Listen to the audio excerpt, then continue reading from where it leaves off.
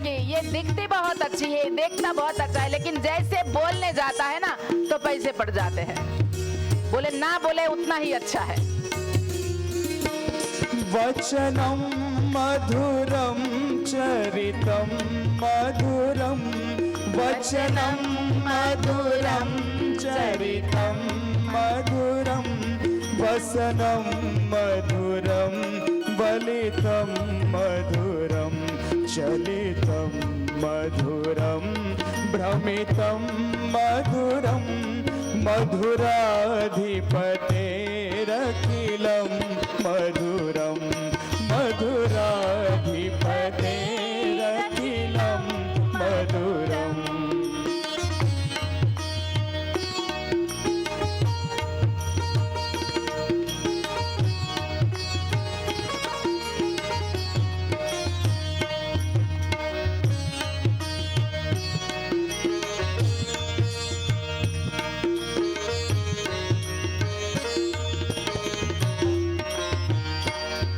वेणुर्मधुरो रेणुर्मधुरः, वेणुर्मधुरो रेणुर्मधुरः, पाणिर्मधुरः पादौ मधुरः, नृत्यं मधुरं सख्यं मधुरं, मधुराधिपतेरखिलं मधुरम्, मधुराधिपतेरखिलं मधुरम।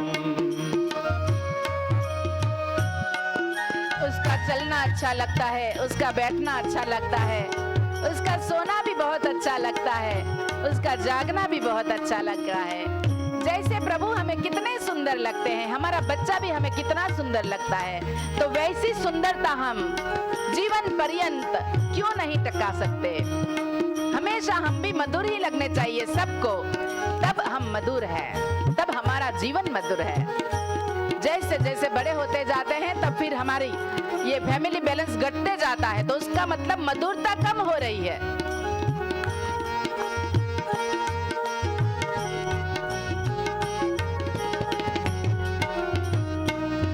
गीतं मधुरं पीतं मधुरं, गीतं मधुरं प्रीतं मधुरं, भुक्तं मधुरं सुप्तं मधुरं, रूपं मधुरं तिलकं मधुरं, मधुराधिपतेरखिलं मधुरं, मधुराधिपतेरखिलं मधुरम्।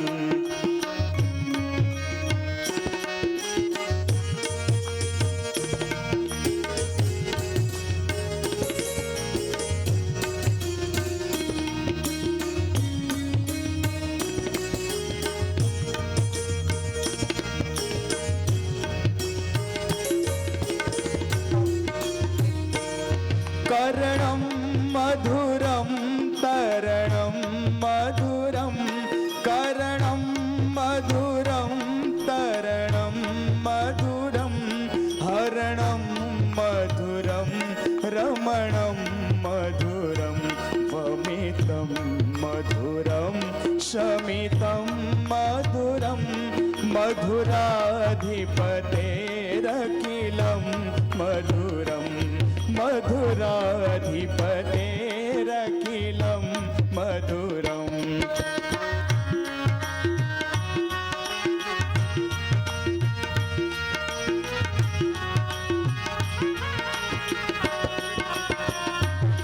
गुञ्जा मधुरा माला मधुरा, गुञ्जा मधुरा माला मधुरा, यमुना मधुरा वींची मधुरा, सलिलं मधुरं कमलं मधुरं, मधुराधिपतेरखिलं मधुरं, मधुराधिपतेरखिलं मधुरम्।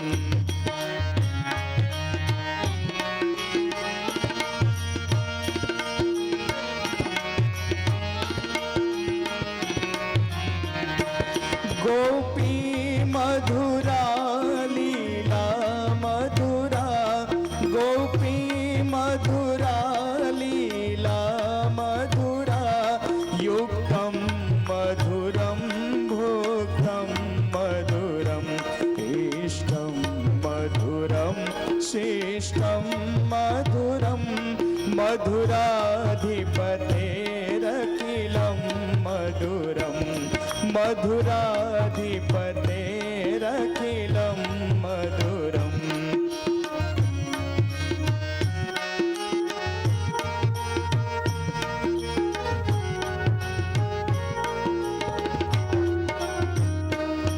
गोपा मधुरा गावो मधुरा गोपा मधुरा गावो मधुरा यष्टिर्मधुरा सृष्टि मधुरा दलितं मधुरं फलितं मधुरं मधुराधिपतेरखिलं मधुरम् अधरं मधुरं वदनं मधुरं नयनं मधुरं हसितं मधुरम् अधरं मधुरं वदनं मधुरं नयनं मधुरं हसितं मधुरं हृदयं मधुरं गमनं मधुरं हृदयं मधुरं गमनं मधुरं मधुराधिपतेरखिलं मधुरं मधुराधिपतेरखिलं मधुरं मधुराधिपतेरखिलं मधुरं मधुराधिपतेरखिलं मधुरम् मधुराधिपतेरखिलं मधुरम। हमारे सृजनहार अगर इतने मधुर है तो जब भगवान ने भगवद गीता में कहा कि ममे वांसो जीवलोक्य, कि तू मेरा अंश है, तो उसकी बनाई हुई कृति में कभी कमी नहीं होती, लेकिन भक्ति नहीं है। हमारे अंदर भक्ति होनी चाहिए। परमेश्वर अगर कृपाणु दयालु करुणा सागर है तो इसका अंश हम बिना कृपा के कैसे हो सकता है? बेईमानदार कैसे हो सकता है? क्रोधित कैसे हो सकता है? रोटी का एक टुकड़ा पूरी रोटी का ही स्वाद देता है। सागर का एक बूंद भी खारास देता है। नदी का एक बूंद ही, ये एक जल का एक बूंद। सिर्फ फर्क इतना है कि सागर में से हम एक लोटा ले ले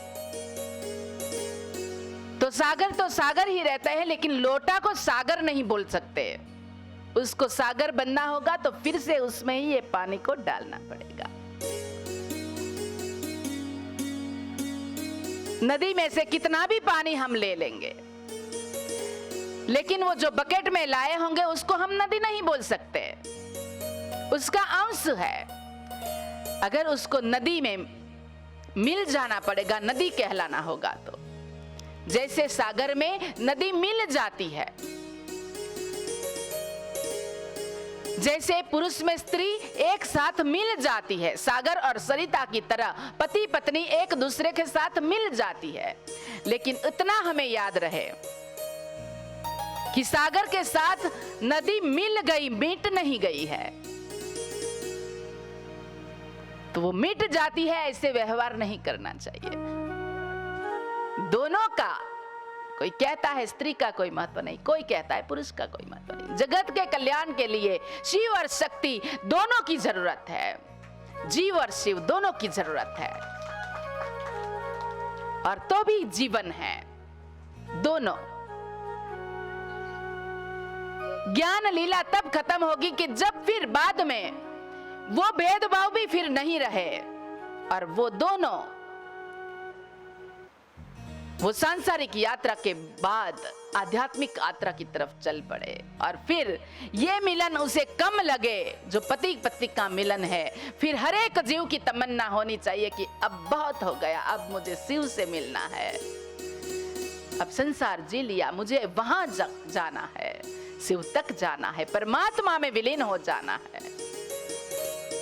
ये मोजा की वजह से सागर है, ये सागर की वजह से मोजा है, हम नहीं कह सकते। ये दोनों एक दूसरे की वजह से हैं। वैसे ही भगवान की उससे हम हैं या हमारी वजह से भगवान है। भक्त के बिना भगवान कहता है मैं भी कुछ भी नहीं हूं, इसलिए पहले भक्त बनो।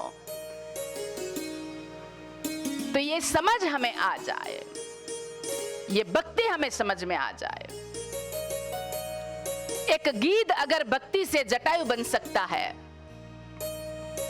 एक गीध अगर अपनी भक्ति से जटायु बन सकता है, एक वानर अपनी भक्ति से हनुमान बन सकता है, एक वानर अपनी भक्ति से हनुमान बन सकता है, एक बिल्ली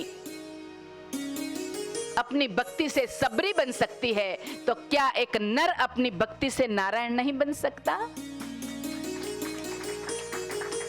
बन सकता है। वो संभावना है हम में, वो ताकत हम में दी है, वो सारी ऊर्जा हमारे भीतर रखी है।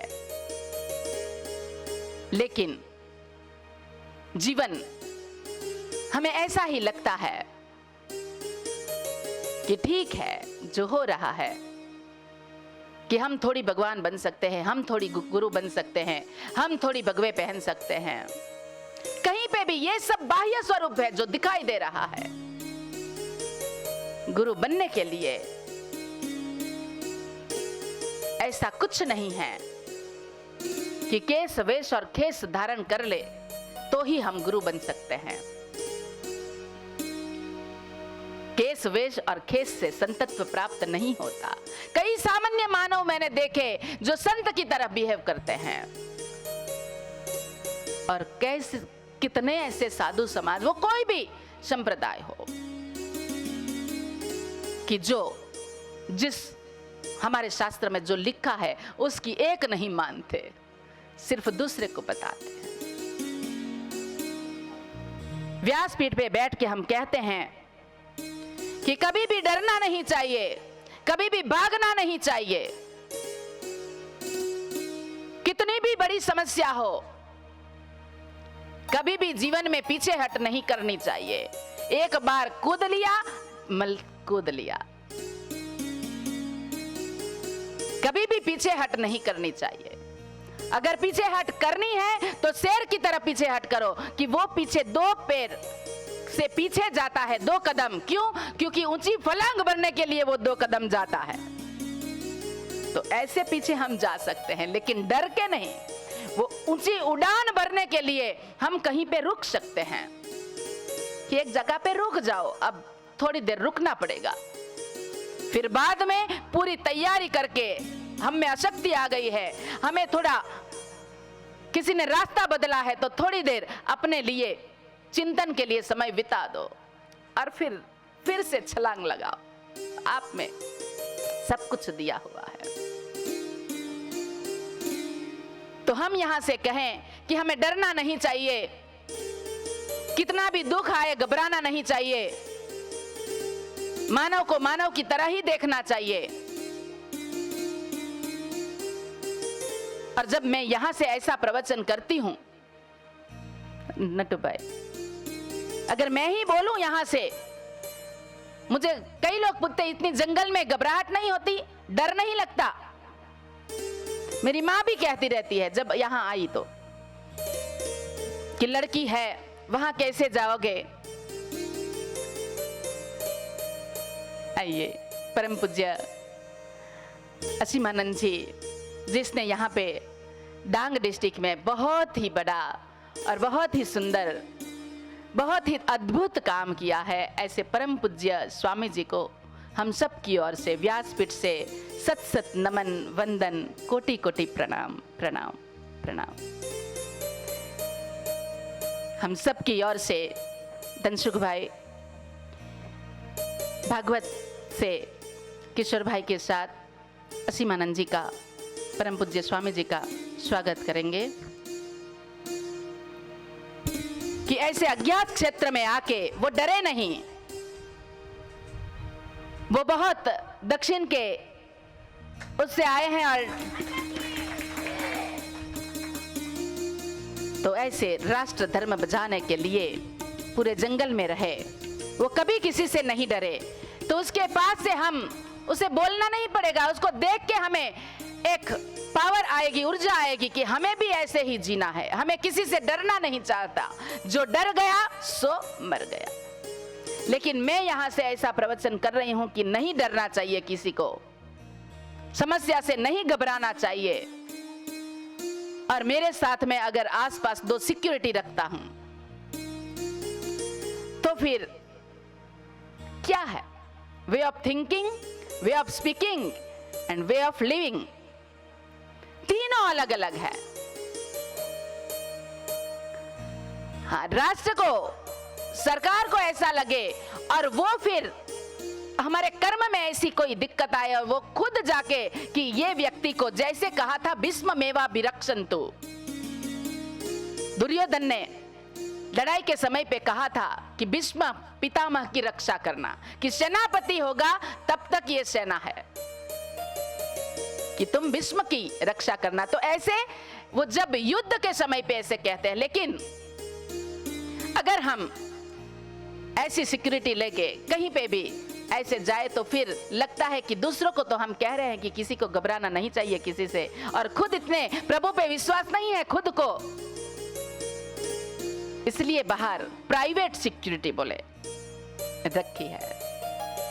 दूसरों को लगना चाहिए कि ये बंदा बचना चाहिए, ये बंदा बचेगा तब हमारी संस्कृति बचेगी। हम डर जाते हैं और मांगते हैं, मांगने से कुछ, मांगने से जो मिलता है मांग के खाना आनंद नहीं है। लेना देना बंद है फिर भी आनंद है। लोगों को लगे कि ये कार्य अच्छा हो रहा है और लोग दे के जाए कि आप ये काम करो, हमारा पूरा सहयोग है, तब तो ये संतत्व है। तो हर नर अपनी करनी करे तो नर का नारायण हो सकता है।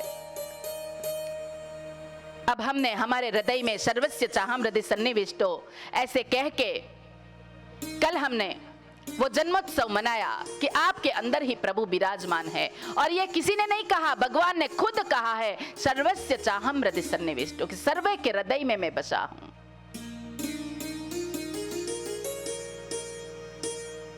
तब अब सवाल उठेगा कि हमें तो भक्ति की आदत पड़ी है, उसको फूल चढ़ाने की आदत पड़ी है, उसको पंचामृत चढ़ाने की आदत पड़ी है, तो ऐसे हम थोड़ी वो छोड़ सकते हैं। नहीं छोड़ना है, बिल्कुल नहीं छोड़ना है।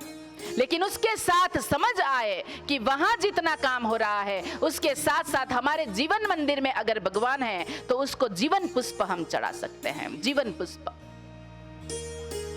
कि हमारा कर्म पुष्प चढ़ाओ, हमारा भाव पुष्प, भक्ति पुष्प चढ़ाओ, और फिर अंत में हमारा जीवन पुष्प हो, पुष्प ही प्रभु को समर्पित कर दो। तब जाके हमारे जीवन में खुशबू आती है फूलों की तरह। फूलों में भी 5 गुण है, मैंने कल कहा था ना, हमारे जीवन में 5 का बहुत महत्व है। अपना हाथ जगन्नाथ, 5 तत्व का बहुत ही महत्व है। जो जानेगा 1 से 5 उसे जीवन में आएगी कभी ना आज, आध्यात्मिक जीवन के लिए।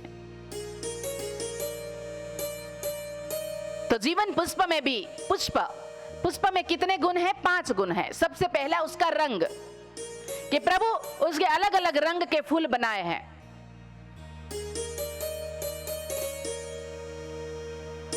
किसी को पीला फूल अच्छा लगता है, किसी को ब्लू कलर का फूल अच्छा लगता है, किसी को हरा कलर का फूल अच्छा लगता है।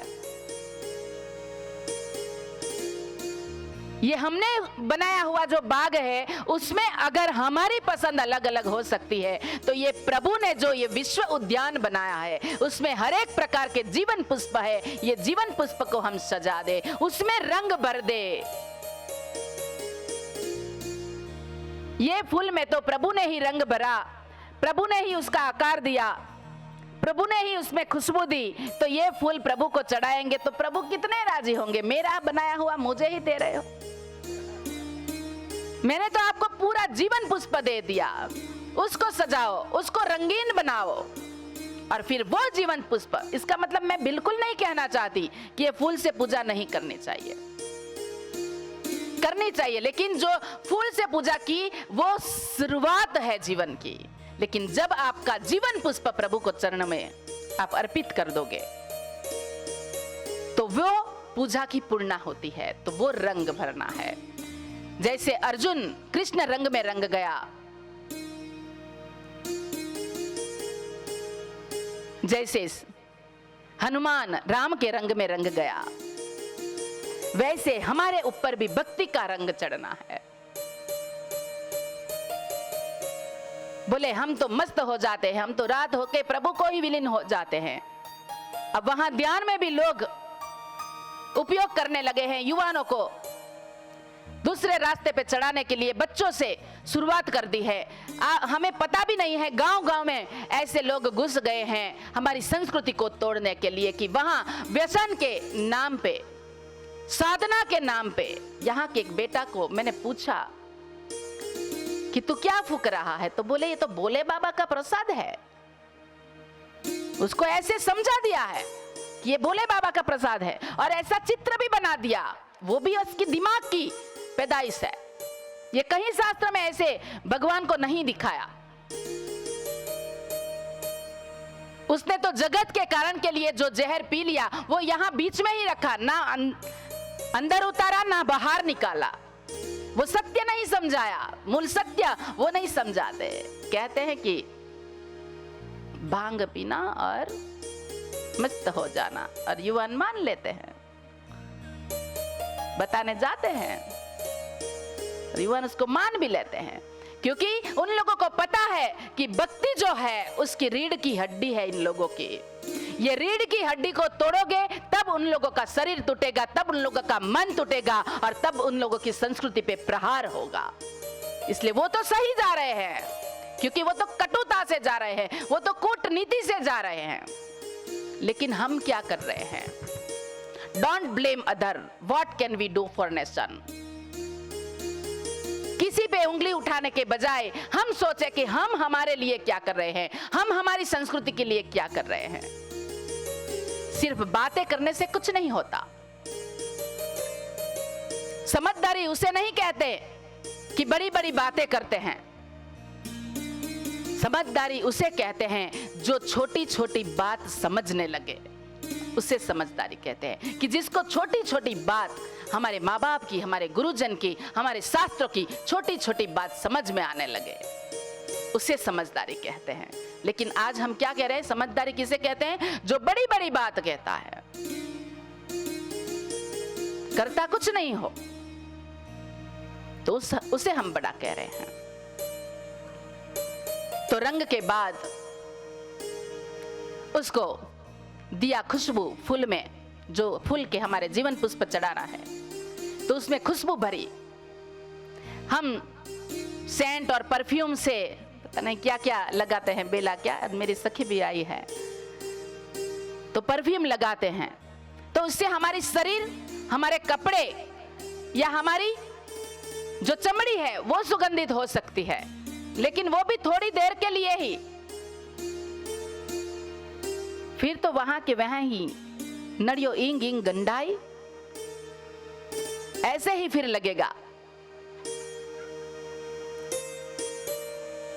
लेकिन कर्म की खुशबू से हम हमारे जीवन पुष्प को सुगंधित करेंगे। कर्म की खुशबू, जैसे धूपशली खुद जलकर दूसरों को खुशबू देती है, वैसे हम भी जलकर तप कर ये जगत में आकर अगर कर्म ऐसा कर जाए कि हमारी प्रकृति को, हमारी संस्कृति को, हमारे अध्यात्म को बचा सके, तो उसने अपना जीवन कर्म पुष्प प्रभु को समर्पित किया, ऐसे कहते हैं।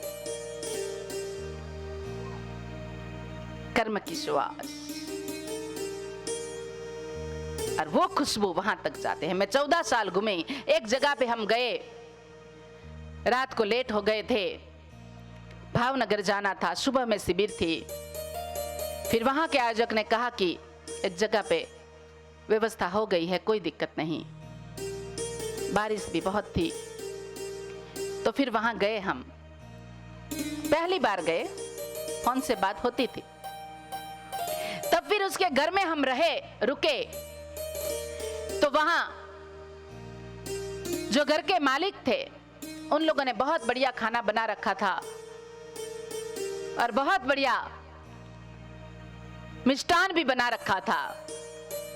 तो हमने देखा कि पत्नी रसोई बना रही है और पति उसको सब खाना, मतलब जो डिब्बा है मसाले का, सब दे रहा था। जो मांगती थी वो बैठी बैठी वो दे रहा था।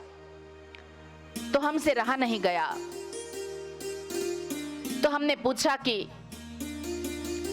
आप कितनी मदद करते हो उसको। फिर मेरे साथ जो भाई आए थे, मैं तो खुश होकर उसकी प्रशंसा कर रही थी, लेकिन मेरे साथ जो भाई आए थे, वो काका ने कहा कि दीदी, एक्चुअली उसकी जो वाइफ है ना, वो हैंडीकैप्ड है, वो चल नहीं सकती, वो बैठ के रसोई बनाती है। तो बोले कि अच्छा।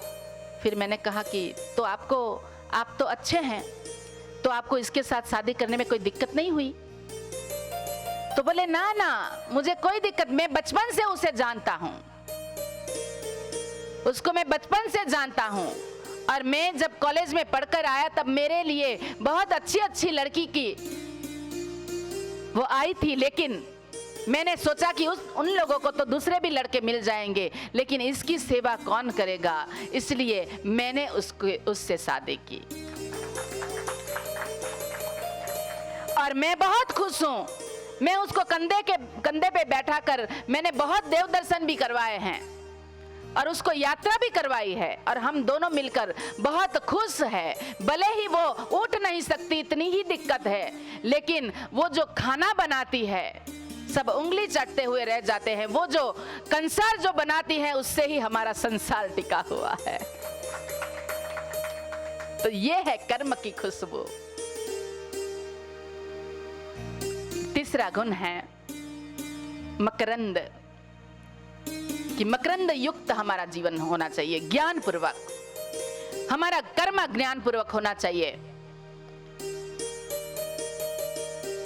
हमारी हर एक भक्ति ज्ञान पूर्वक होनी चाहिए। तो मकरंद युक्त जीवन, ज्ञानी सर्वत्र पूजयते। लेकिन वो ज्ञान लास्ट में आता है। भगवत गीता में पहले 6 अध्याय कर्म के, फिर बाद में 6 अध्याय भक्ति के, और फिर लास्ट में ज्ञान तो चाहिए। आपको कुछ बनाना होगा, खाना अच्छा, तो पहले आपको कर्म करना पड़ेगा। जो जो बनाना है घर में नहीं है तो बाजार से उठ के लाना पड़ेगा, कर्म करना पड़ेगा। फिर भक्ति, कि मैं किस लिए बना रही हूं, कि मेरे माता पिता के लिए बना रहा हूं। आज भाई बीज है तो मेरे भाई के लिए मैं खाना पकाऊंगी, मतलब भक्ति, कि मैं मेरे बच्चे के लिए बना रही हूं, तो वो भक्ति। और फिर लास्ट में ज्ञान तो काम आता है कि कितना मिर्च डालना है, कितना नमक डालना है, कितना वो ज्ञान तो लास्ट में है। पहले तो कर्म करना पड़ेगा, फिर भक्ति करनी पड़ेगी।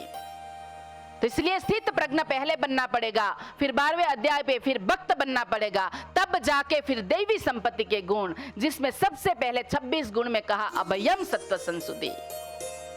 अभयम सत्व संसुद्धि, सबसे पहला गुण कहा कि जो नहीं डरेगा कोई भी परिस्थिति में, वो मुझे प्रिय है। 26 गुण में पहला गुण कहा कि डरना नहीं है। अभय जब आ गया, किसी से नहीं डरना। क्या डरना है? जिसका जीवन है उसका मृत्यु है ही। तो सत्य की अगर बात करनी है तो सत्य के लिए डरना थोड़ी है। जो डर गया सो मर गया। अब फिर आकार, उसके अलग अलग आकार दिए हुए हैं। जैसे फूल के अलग अलग आकार है, वैसे हमारे भी अलग अलग आकार है, लेकिन वो आकार महत्व का नहीं है जो इंद्रियां दी हैं। चर्म चक्षु सबको मिला है, लेकिन ज्ञान चक्षु गुरु कृपा होगी तभी मिलेगा, और दिव्य चक्षु तो भगवत कृपा होगी तब भी ये दिव्य चक्षु मिलेगा। जो स्वार्थ का ही देखते हैं उसे सिर्फ नयन कहते हैं। जो प्रभु के लिए, प्रभु मिलन की राह में देखता है उसे नयन कमल कहा जाता है, और दूसरे का बुरा करने के लिए जो देखते हैं उसे कहते हैं कि घुमा देंगे तेरा डोला। आंखें फाड़ के क्या देख रहा है? तो हमारे कर्म के ऊपर उसके शब्द है। अगर हाथ प्रभु के लिए चलता है तब हम उसे हस्त कमल कहते हैं। स्वार्थ के लिए अगर हम उपयोग करते हैं तो सिर्फ हाथ है, हस्त है, और दूसरे को खींचने के लिए काम करते हैं तो उसको पाटिया बोलते हैं, और दूसरे को उठाने के लिए अगर कुछ करते हैं तो उसे हस्त कमल कहते हैं। और पैर का भी ऐसा है जी, पैर का भी ऐसा ही है कि अगर हमारे पैर अहित करने के लिए जाते हैं, कोई हित करने के लिए जाता है और कोई खुद के स्वार्थ के लिए चलता है, तो जो स्वार्थ के लिए चलता है वो पग कहा जाता है। लेकिन प्रभु के लिए जो चलता है, प्रभु कार्य के लिए, तो उसके चरण कमल कहते हैं। और अगर अहित करने के लिए जाते हैं तो उसको तोड़ देने की बात होती है। तो ये आकार, ये जीवन पुष्प हम चढ़ाए, ये बहुत ही महत्वपूर्ण है। अब जीवन पुष्प भी चढ़ा दिया, 5 जो है ऐसा जीवन पुष्प जो 5 गुण ये पुष्प में है बाह्य रूप से, वैसा ही हमने हमारे अंदर भी ऐसा वो कर दिया, तो ये जीवन पुष्प ये हमारी पूजा की पूर्णाहुति हुई। अब बोले जीवन पंचामृत, पंचामृत चढ़ाना है, पंचामृत से भगवान को स्नान करवाना है। हमारे अंदर भी पंचामृत, हमारे अंदर भगवान है, उसके ऊपर कौन से पंचामृत डालते हो? तो ये सब रूपक है, रूपक कथाएं हैं, रूपक कहानी है कि पंचामृत में भी 5 चीजों का मिश्रण होता है। सबसे पहले दूध, कि दूध जैसा धवल चरित्र हमारा होना चाहिए, धवल चरित्र हमारा हो। फिर दही, दही क्यों मिलाते हैं? सबको इतनी मान्यता पता है कि कहीं बच्चा बाहर जा रहा हो या कोई सुकन के कार्य के लिए जाते हैं तो दही और जीरा खिलाते हैं, बस। उसके पीछे का जो भाव है किसी को नहीं पता। कितने लोगों को पूछा मैंने कि क्यों खिलाते हैं, तो बोले ये कहा है खा लो आप। बोले उम्र धोने हैं, खा लो। बोले इतनी सारी माला क्यों करनी है? इतनी सारी माला करनी होती तो 108 मन के क्यों दिए? बोले कर लो, एक माला करनी है। तो वो चुपचाप फिर फटाफट कर जाता है, क्योंकि उसके पीछे का जो भावार्थ है हम युवाओं को नहीं दे पा रहे हैं, उसको नहीं कह पा रहे हैं कि कलश की पूजा क्यों करनी है, जल तत्व की पूजा क्यों करनी है। अब नहीं समझा पा रहे हैं तो फिर वो दूर ही हो जाएंगे। उसमें हमारा दोष है, उसमें बच्चों का या युवाओं का दोष नहीं है जो प्रकृति से बिछुड़ जा रहे हैं, हमारी संस्कृति से दूर जा रहे हैं, उसका दोष नहीं है।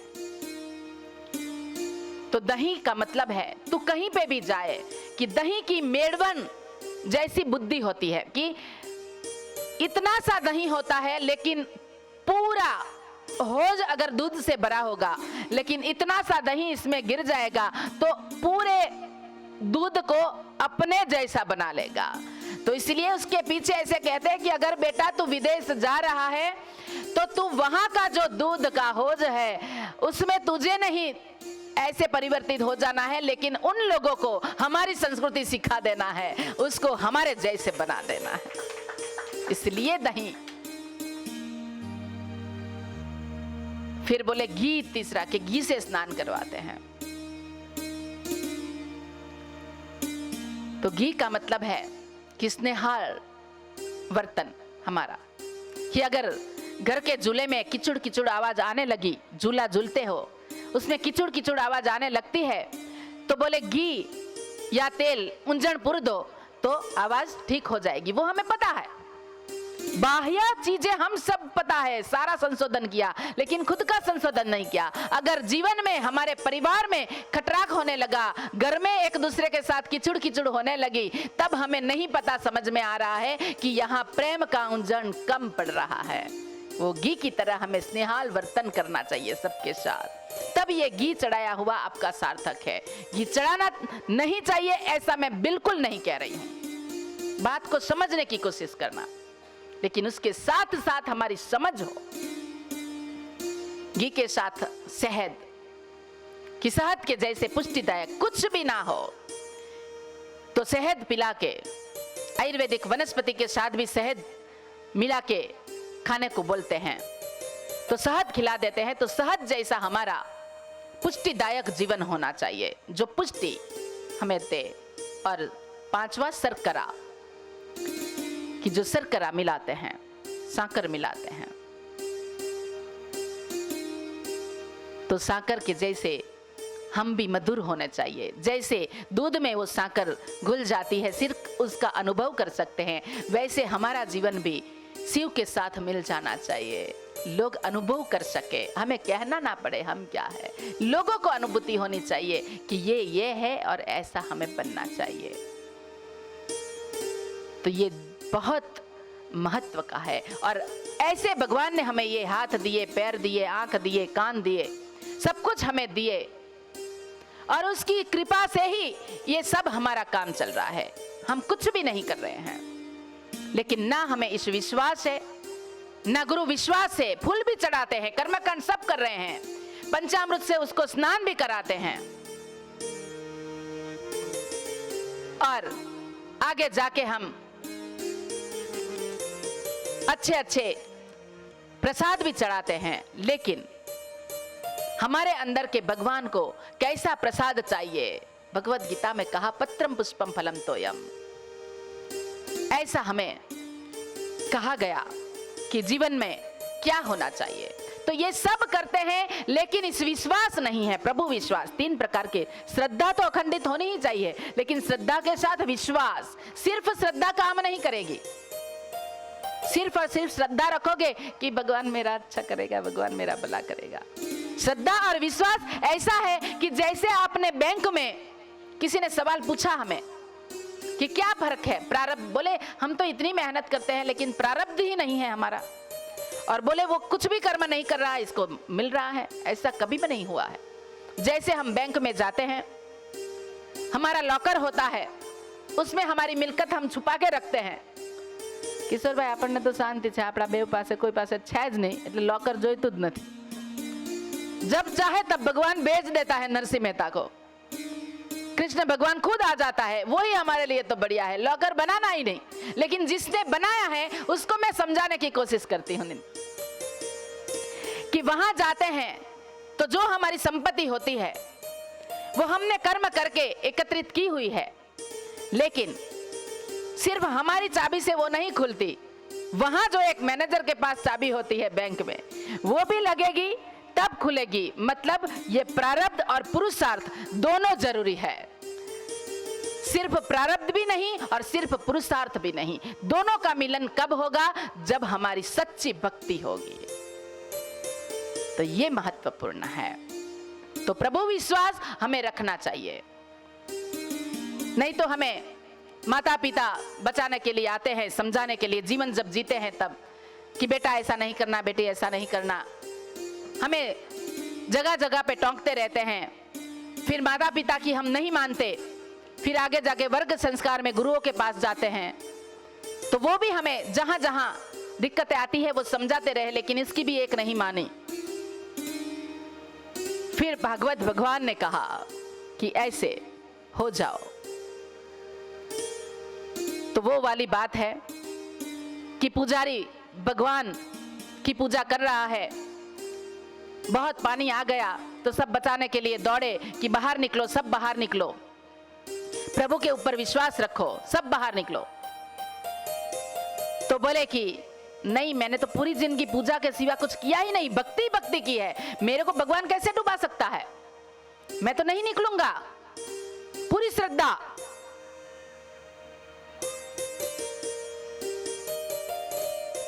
तो फिर पानी मंदिर में घुसने लगा। दूसरे लोग तो गांव वाले निकल गए।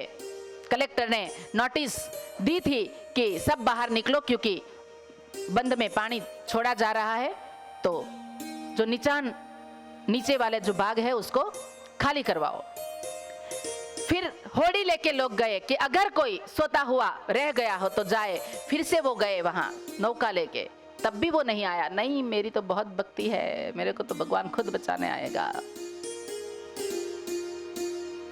फिर वो पानी और भरने लगा तो वो ऊपर चढ़ गया मंदिर के ऊपर, क्योंकि अभी तो मंदिर भी बड़े बड़े बन रहे हैं ना। एक माला, दूसरा माला, तीसरा माला, चौथा माला, बड़े बड़े मंदिर, मस्जिद, गुरुद्वारा जो भी बन रहा है सब। तो ऊपर चढ़ गया तो वहां भी पानी फिर जाने लगा, ऊपर तक जाने लगा। फिर तो कुछ बचा नहीं। तब हेलीकॉप्टर गया कि अभी अभी भी पकड़ लो, ये धागा नीचे फेंक रहे हैं, उसके पकड़ के ऊपर आ जाओ। तब भी बोले कि ना, मैंने जिंदगी में किसी का बुरा किया ही नहीं और भगवान के भक्ति के बिना कुछ नहीं किया। और फिर वो चला गया, किसी की एक नहीं मानी। और जब ऊपर जाके पूछता है हेमंत भाई, तो कहा कि मैंने आपके ऊपर इतनी श्रद्धा रखी और तूने मुझे ऐसा किया। तो बोले कि वो जो माइक लेके पहले बुलाने आया था वो भी मेरा ही बंदा था, मैं ही था। जो नौका लेके आया वो भी मैं ही था, और हेलीकॉप्टर लेके आया था वो भी मैं ही था। तू नहीं समझा तो मैं क्या कर सकता हूं? तो अगर भागवत पढ़ के भी हमें समझ में जीवन नहीं आएगा तो हमें कोई बचाने वाला नहीं है। तो प्रभु का आसरा हमारे साथ हमेशा रहे कि हमें सब लोग हमें छोड़ दे, लेकिन प्रभु का आसरा हमारे साथ रहे। ये बहुत ही महत्वपूर्ण है। आसरा इस जहां का मिले ना मिले, आसरा इस जहां का मिले ना मिले, मुझको तेरा सहारा सदा चाहिए, मुझको तेरा सहारा सदा चाहिए। आसरा इस जहां का मिले ना मिले, आसरा इस जहां का मिले ना मिले, मुझको तेरा सहारा सदा चाहिए, मुझको तेरा सहारा सदा चाहिए। चांद तारे फलक पर दिखे ना दिखे,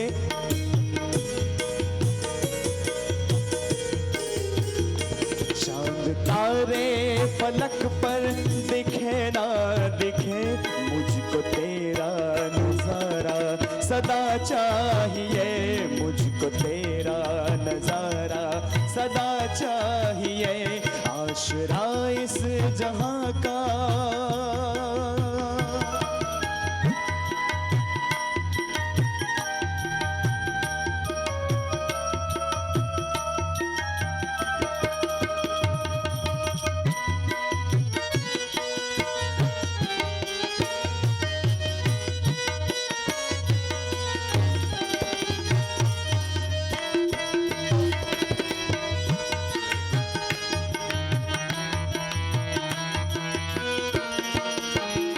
यहाँ खुशियाँ हैं कम और ज्यादा है गम, यहाँ खुशियाँ हैं कम और ज्यादा है गम, मुझको तेरा सहारा सदा चाहिए, सदा चाहिए, सदा चाहिए, सदा चाहिए, सदा चाहिए।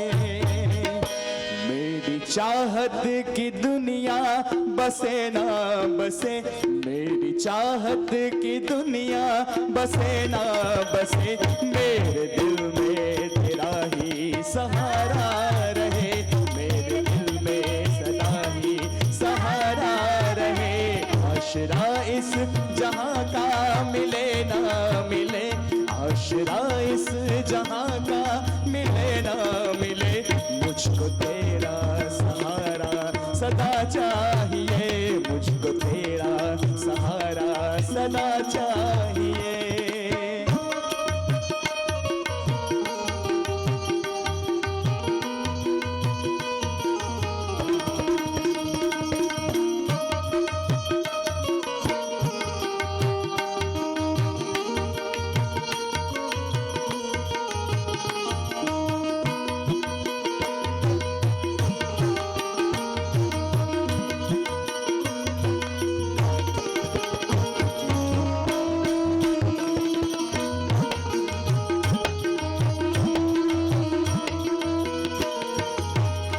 मेरी धीमी है चाल और पथ है विशाल, मेरी धीमी है चाल और पथ है विशाल, हर कदम पर मुसीबत है, अब तू संभाल, अब तू संभाल, अब तू संभाल। पैर मेरे थके हैं, पैर मेरे थके हैं, पैर मेरे थके हैं, चले ना चले, पैर मेरे थके हैं, चले ना चले, मेरे दिल में इशारा तेरा चाहिए, मेरे दिल में इशारा तेरा चाहिए, आशरा इस जहां का मिले ना मिले, आशरा इस जहां का मिले ना मिले, मुझको तेरा सहारा सदा चाहिए, मुझको तेरा सहारा सदा चाहिए, मुझको तेरा सहारा सदा चाहिए, मुझको तेरा सहारा सदा चाहिए, मुझको तेरा सहारा सदा चाहिए। तो प्रभु के ऊपर विश्वास कभी भी हमारा खोना नहीं चाहिए, कैसी भी परिस्थिति आए। हमारा जन्म हुआ है, जब दंत न थे तब दूध दिया, तो अब दंत दिया तो खाना नहीं देगा क्या? क्यों व्यर्थ की चिंता में पड़े हो? भगवान ने कहा तुझे इतनी करामत, इतना कौशल्य मैंने दिया, उसमें से थोड़ा तू मेरे लिए, भगवत गीता में कहा स्वकर्मणा तपश्चर्यम सिंधम विंदति मानव, कि तुझे जो कौशल्य मिला है इसमें से थोड़ा सा कर्म तू प्रभु कार्य में लगाएगा तो योगक्षेम वहाम्यहम। तो कहा कि ऐसे लोगों की जिम्मेवारी मेरी है, ऐसे नहीं कि जो हो रहा है होने दो, जो चल रहा है चलने दो, तुम्हारा क्या गया जो रोते हो। ये सब असफल व्यक्तियों की बात है कि योगक्षेम वहाम्यहम। किसको कहा कि तेरे योगक्षेम चलाने की जिम्मेवारी मेरी है, लेकिन योगक्षेम मतलब कि तेरे पेट भरने की जिम्मेवारी मेरी है, पेटारा भरने की नहीं। अब पेटारा भरना है तो फिर लगा रहे, जितनी जिम्मेवारी ली है भगवान ने उतना तो हो ही जाता है, लेकिन फिर हमारी अपेक्षाएं ज्यादा है, हमारी आकांक्षाएं ज्यादा है, हमारी डिजायर ज्यादा है। डिजायर और नीड में बहुत बड़ा फर्क है। दुख वहां ही है, नीड माने जरूरियात और डिजायर माने हमारी अपेक्षाएं, आशाएं, ख्वाहिशें। तो दोनों कब महत्वपूर्ण है कि जरूरियात के हिसाब से तो हमें सब मिल ही जाता है, कीड़ी को कण, हाथी को मन, सबको मिलता खाना। कभी मैंने उसे वंचित न जाना। छोटे छोटे कीटक से लेके बड़े बड़े हाथी तक, छोटे बच्चे से लेके बूढ़े तक, जिसको जितना जरूरियात है उतना तो मिल ही जाता है।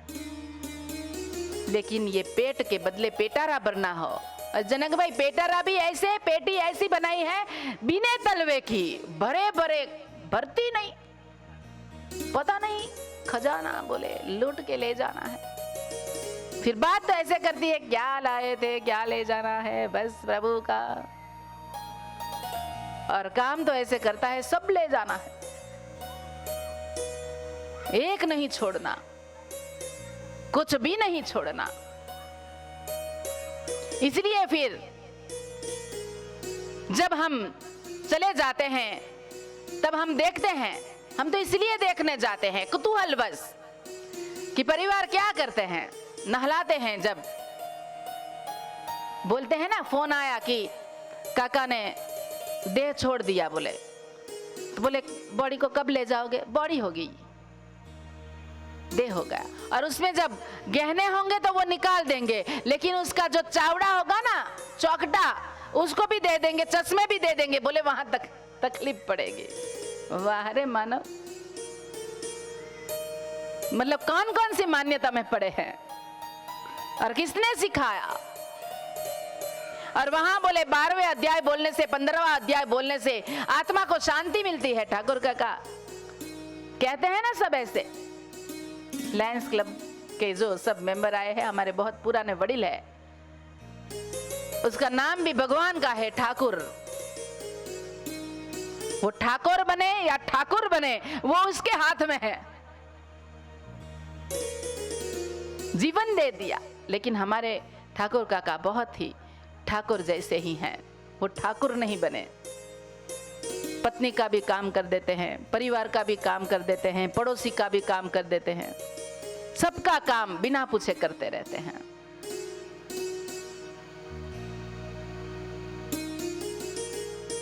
तो हम बात कर रहे थे कि प्रभु विश्वास हो लेकिन गुरु विश्वास ना हो। एक बंदा कहीं पे गया, अभी तो फ्री है ना, तो सब घूमने, अभी भी डांग जिले में लोग घूमने के लिए आते हैं ना, फिर पूछते हैं सुबह में कि यहाँ पे कोई नजदीक में दूध है कि नहीं, तो फिर वहां नहाने जाते हैं। फिर वहां नहाते हुए एक, वैसे ही पहले तो ये राजा का गांव है, ये वासुना का राजा धनराज सिंह का गांव है, और ये धनराज सिंह के जो पापा है उसका भी फोटो यहाँ है, चंद्र सिंह जी, कि जिसने यहाँ पे तप किया, साधना की। तो वो भी यहाँ अदृश्य रूप से ये सभी पितृ यहाँ आ रहे हैं और ये कथा श्रवण का पान कर रहे हैं। इसलिए सबका आह्वान करते हैं कि सभी पितृओं का आह्वान, स्थान देवता का आह्वान, कुल देवता का, कुल देवियों का आह्वान, कि ये सब सूक्ष्म रूप से हमें सुनते हैं। तो ऐसे ही एक धोध पे सब घूमने गए, तो वहां एक ऋषि था, ये तप कर रहा था। तो वहां एक बगला, वो ऐसे ऐसे करके मछली खा रहा था,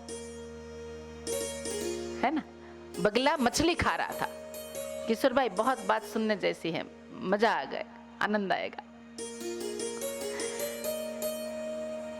तो संत तो अपनी मौज में बैठे हैं, तो वो तो पशु के साथ भी बात कर लेते हैं, पक्षी के साथ भी बात कर लेते हैं, वो तो अपनी गैया के साथ भी बात कर लेते हैं, वो तो अपने वनस्पति, अपने पेड़ पौधों के साथ भी बात कर लेते हैं। तो उसे तो कहीं से भी कविता स्फूर्ति रहती है।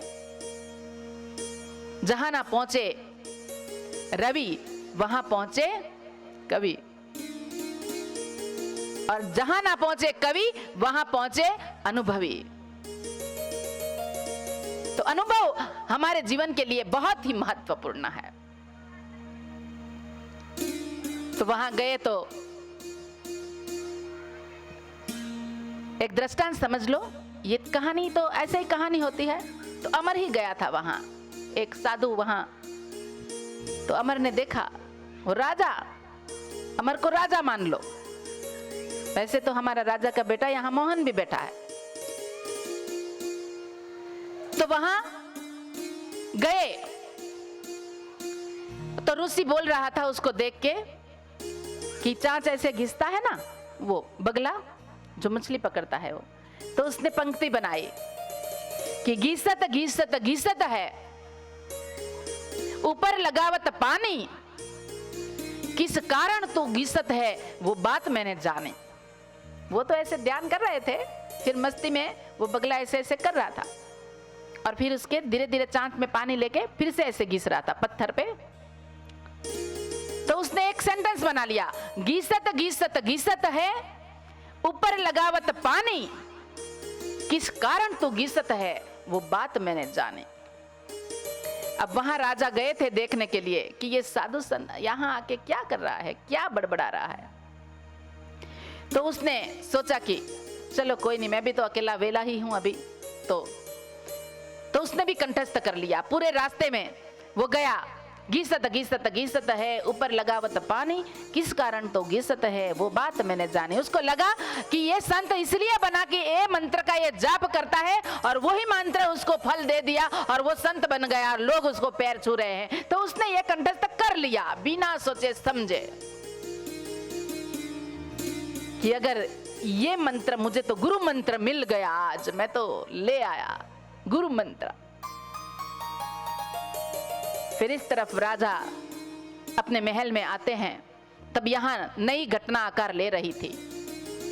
रानी और प्रधान के बीच में कुछ ऐसे संबंध चल रहे थे जिसकी वजह से वो राजा जो है उन लोगों को बीच में विघ्न रूप था। तो उन लोगों ने सोचा कि इस राजा को कैसे हम राजा की मिटा दे। तो फिर जो प्रधान था उन लोगों का दिमाग तो ऐसे होता है, तो उसने वहां के नाई को बुलाया जो हर रोज, बोले राजा के पास तो कौन जा सकता है, एक ये नाई ही है जो हर रोज उसकी दाढ़ी करने के लिए आता है। तो बोले उसको अगर हम हमारे उसमें ले ले, तो उसको उसने समझा दिया कि तुझे ये काम करना है। तब तो ये दाढ़ी करने के लिए बड़ा, अभी भी कई लोग ऐसे रखते हैं, है ना उल्लास भाई, ऐसे वो चप्पू हैं, बिस्तर रखे, हाँ अस्त्र ऐसा अस्त्र रखते हैं। तो ऐसे फिर जो दाढ़ी करते हैं तो वो बोले तुझे ये करते समय गलती से लग गया, ऐसे नाटक करना है और उसको राजा को करसन भाई खत्म कर देना है। बोले खत्म कर दो। अब घबराहट तो हो रही थी, बोले मैं नहीं कर सकता, मैंने राजा का खाया हुआ है, मैं ये बात। तो बोले तू तेरे घर के लिए शहीद हो जा, पूरी जिंदगी तू यही काम करता रहा, घर के लिए तू कमाई तो कर नहीं सका। प्रलोभन दिया कि तू तेरे परिवार को हम 10 लाख दे देंगे, इतनी असरफी दे देंगे, तुम चिंता मत करो, तो तेरे फैमिली को हम उठा लेंगे। और वो बातों में आ गया, प्रलोभन में आ गया और तैयार हो गया। अब जो सुबह में बैठा था तो वो घबराहट में था, इसलिए जाने में थोड़ी देर लगा रहा था और राजा उसकी वेट कर रहा था वहां बाहर बैठ के। और ऐसे ही बैठा था तो फिर वो आया, बोले बहुत देर कर दी, बोले हाँ राजा जी। फिर वो उसने उसका बिस्तरा खोला, उसमें से अस्त्रा निकाला और वो पत्थर निकाला, फिर उसको इसके ऊपर ऐसे घिसने लगा। अब तब वो जो जप रहा था वो राजा को ऐसे ही फिर वो वेट कर रहा था, उसे ऐसे टॉवेल लगा दिया था और फिर उसको देखा, फिर से वो बोलने लगा, वो ही कंठस्थ करने लगा क्योंकि गुरु मंत्र मिल गया है। बोले तो बोलने लगा, गीसत गीसत गीसत है ऊपर लगावत पानी।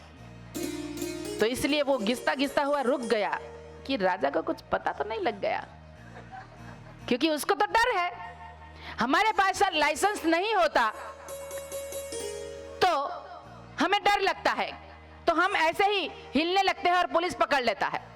वो तो हमें ही पता है, पुलिस को थोड़ी पता था, लेकिन हमारा चेहरे से उसने पता लगा लिया कि इसमें कुछ तो गड़बड़ है। तो इसलिए उसको डर है। तो फिर भी उसने जाने अनजाने की कि कोई बात नहीं, मेरा फैमिली का तो उद्धार हो जाएगा, आज तो कर ही देना है, जो भी हो जाए। तो फिर पानी ऐसे वो कटोरी में से लेना लगा, ऊपर लगावत पानी, किस कारण तू घिसत है वो बात मैंने जाने।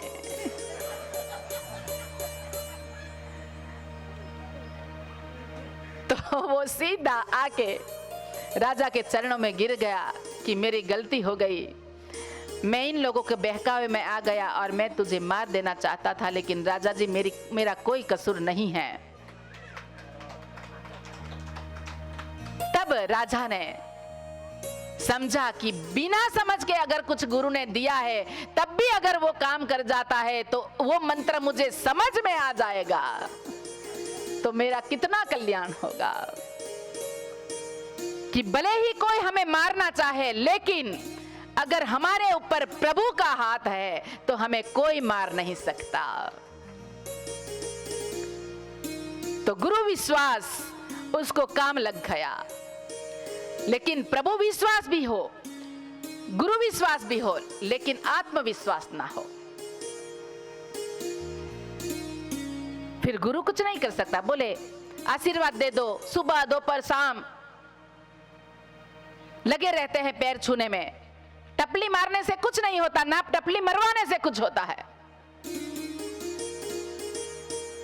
मम वर्तनु वर्तन्ते ही मनुष्य, मेरे बताए हुए जो मार्ग पे चले वो ही है सच्चा मनुष्य। उसका मतलब मैं बिल्कुल ये नहीं कह रही हूं कि गुरु को पैर नहीं छूना चाहिए, माता पिता को पैर छूना नहीं चाहिए, छूना ही चाहिए, क्योंकि वो आशीर्वाद की वर्षा करेंगे। वो शुभ तत्व जो बड़ों का मान सम्मान करना चाहिए, लेकिन समझ पूर्वक हो। सिर्फ टपली मारने से हमारा उद्धार नहीं होगा। वो जो गुरु कर रहे हैं, वो जो भगवान कर रहे हैं, वो हम करें। रामो बुत्वा रामम यजेत, कृष्ण बुत्वा कृष्णम यजेत, शिवो बुत्वा शिवम यजेत। राम बन के राम की पूजा करो, कृष्ण बन के कृष्ण की पूजा करो, शिव बन के शिव की पूजा करो, तब जाके ये सार्थक है कि उसके ऊपर पूरा विश्वास। आत्मविश्वास की बात करूं तो राजा भोज और गंगा तेली, राजा भोज जो कवि कालिदास का आख्यान वहां चलता था और उसकी शोभा थी राजा भोज की, लेकिन उसको भी गिराने के चक्कर में लोग लगे रहते हैं कि इसकी जो नामना है ये कालिदास की वजह से है। जब कालिदास नहीं है तब मुझे वहां ज्ञान चर्चा करने के लिए, क्योंकि पंडित पंडित को स्वीकार नहीं कर सकता, एक वक्ता वक्ता को सहन नहीं कर सकता। बहुत विरले होते हैं जो सबको सुन सकता है और फिर अपनी सुना सकता है, और वो फिर महावीर कहलाते हैं कि सबकी सुनो, फिर उसमें से जो रस है, मलाई है, वो मलाई बांटो सबको।